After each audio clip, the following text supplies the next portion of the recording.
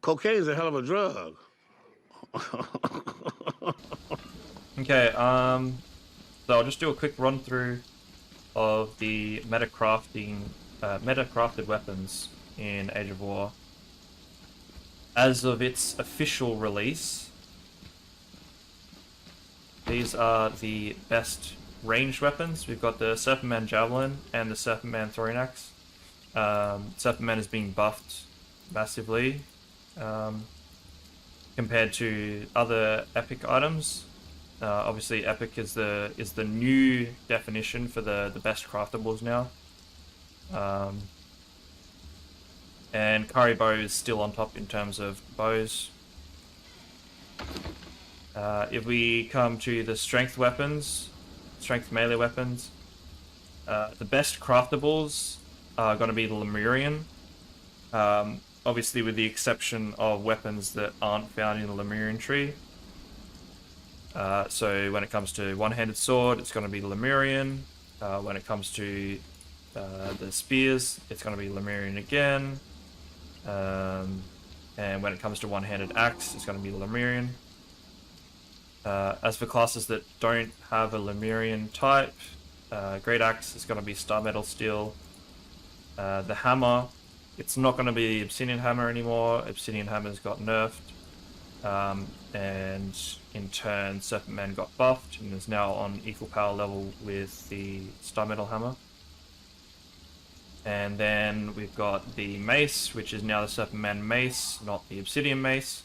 So Obsidian is completely out of the meta in terms of strength weapons and basically every weapon. It's got a decent Javelin. It has some decent weapons, but none of them are top tier. So Serpentman and Star Metal Mace are going to be the best in class. I'd assume if there was a two-handed axe for the Serpentman, that would also be on the same tier, since they seem to basically all be on the same level as the Star Metal versions. But those that overlap with the Lemurian, again, they're going to be surpassed by Lemurian. The Acheronian two-handed sword is the Lone Wolf. Strangely got buffed out of all the Acheronian weapons, which haven't been seen in years. So that's going to be the best two-handed sword now. Kingslayer Polearm, it was on par, but when they passed the Hardened Steel nerfs, they reduced its damage, so now it's back below the Lemurian Trident. But it'll still be used sometimes as an illusion for the extra range.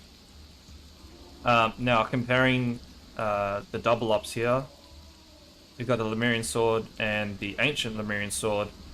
Lemurian Sword has the same damage, same armor pen, but doesn't have a double cripple, which means you can apply poisons, which in my opinion is a lot better than the double cripple, because with the new stamina system, you can basically roll infinitely by just waiting 0.1 second, and your stamina just comes back infinitely. So cripples aren't really oppressive anymore. So I think the pressure of having poison on your weapon is going to be greater. That goes the same for the pikes. Ancient Pike is going to be top tier because it's the same damage, can apply poison, and it's slightly cheaper than the Lemurian Pike, just because you don't need the Black Ice to turn the steel into hardened steel. And then Ancient Lemurian is going to have the exact same damage, but it's going to have double cripple, so you can't apply poison. These will be the exact same, but Serpentman is going to be cheaper to craft if you want to save your Star Metal for something else. And that's it for the strength weapons. With agility, we've got Daggers of Dagon is still on top, massively nerfed from what they were before, as expected, but they're quite close to their legendary counterparts still. Star Metal Short Sword is still the best in the short sword department, and Katana still only has one option.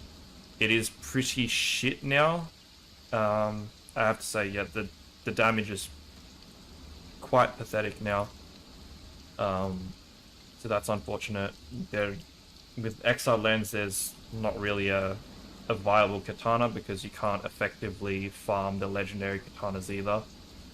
And the hardened steel punching daggers, the perfected version, they're okay. They do alright damage for a fast spammy weapon, but you can't apply poison, and they don't apply cripple or any special effect. The bleed is only on the heavy attacks, which are the slow attacks, and with how fast people can roll, I still don't think they're going to be meta.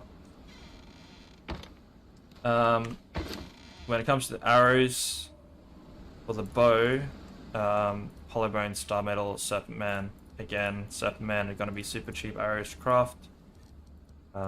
Star Metal arrows, you're probably only going to craft them to do the Kurak dungeon because of the Golem's weakness to Star Metal. Other than that, you'll probably just stick to Serpent Man arrows. They both have the same damage, and then if you've got the time and the economy, you can farm Hollowbone arrows, which are still going to be the best arrows on Exiled lands. And I'll probably do, well, I'll definitely do an updated legendaries meta, and that'll be based on not only the damage of the weapons, but how viable they are to farm, because there are some weapons that are the best, but you're looking at a 1 in 200 and something % chance to get it, you know. Yeah, the drops are super random on some of them, and they're in a super large pool, and they're really hard to farm, versus others that might be slightly worse, but they're inside a pool of like it's a 1 in 4 chance. So that'll be for later.